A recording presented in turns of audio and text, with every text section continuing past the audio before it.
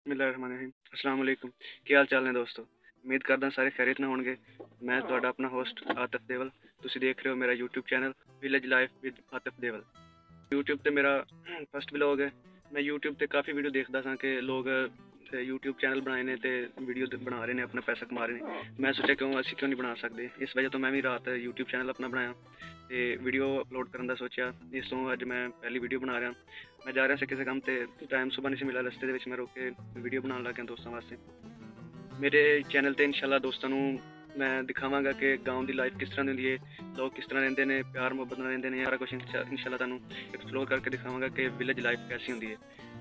ਤੇ ਨਾਲ ਦੀ ਨਾਲ ਤੁਹਾਨੂੰ ਆਪਣੀ ਵੀਡੀਓਜ਼ ਦੇਖਣ ਨੂੰ ਵੀ ਮਿਲਣਗੀਆਂ ਮੇਰੇ ਚੈਨਲ ਤੇ। ਇਨਸ਼ਾਅੱਲਾ ਵੀ ਮੈਂ ਬਣਾਇਆ ਕਰਾਂਗਾ ਦੋਸਤਾਂ ਵਾਸਤੇ। ਦੋਸਤਾਂ ਨੇ ਇਸ ਕੰਮ ਵਿੱਚ ਮੇਰਾ ਸਾਥ ਦੇਣਾ, ਮੈਨੂੰ ਸਬਸਕ੍ਰਾਈਬ ਕਰਨਾ ਤੇ ਲਾਈਕ ਕਰਨਾ ਵੀਡੀਓ ਲਾਜ਼ਮੀ ਦੇਖਣਾ, ਤਾਂ ਕਿ ਮੈਂ ਹੋਰ ਵੀ ਮੇਰਾ ਹੌਸਲਾ ਵਧੇ, ਮੈਂ ਤੁਹਾਡੇ ਵਾਸਤੇ ਹੋਰ ਵੀਡੀਓ ਬਣਾਵਾਂ। ਤੇ ਇਨਸ਼ਾਅੱਲਾ ਕੱਲ੍ਹ ਨੂੰ ਇਨਸ਼ਾਅੱਲਾ ਇੱਕ ਨਵੇਂ ਵਲੌਗ ਦੇ ਨਾਲ ਤੁਹਾਡੇ ਖਿਦਮਤ 'ਚ ਹਾਜ਼ਰ ਹੋਵਾਂਗੇ। ਇਸ ਵੀਡੀਓ ਦੇਖਣ ਲਈ ਦੇਖਦੇ ਰਹੋ YouTube channel village life with Atif Ali. ਸ਼ੁਕਰੀਆ।